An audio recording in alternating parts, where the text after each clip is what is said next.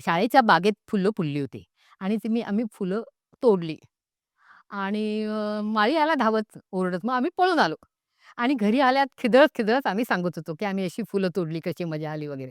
तेव्हा बाबांनी ऐकलं. बाबा म्हणाले, "तुम्ही का फुलं तोडली? ती फुलं चोरल्यासारखीच झाली. तो माळी ते रागवायला आला, त्यात त्यांची परवानगी न घेता तुम्ही तोडलीत."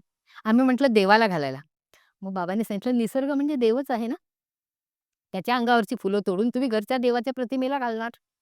अजूनही माझ्या डोक्यात ते संस्कार आहेत, की मला अजूनही कोणी फुलं तोडलं ना, मी सकाळी फिरायला जाताना बघते, की लोकं त्या डिव्हायडरवरची फुलं तोडत असतात.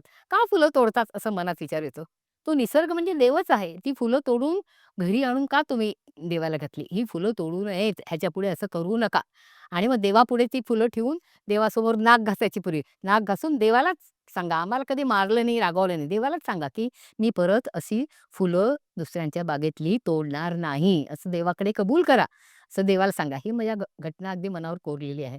त्याच्यानंतर मी कधीच फुलं तोडली नाही. तुझ्या बाबांनी झाडावरची फुलं तोडल्याची आवडायचं नाही. ते म्हणायची फुलं ही वेचायची असतात. जी फुलं तुटून पडतात ना, ती वेचायची, तोडायची नाहीत.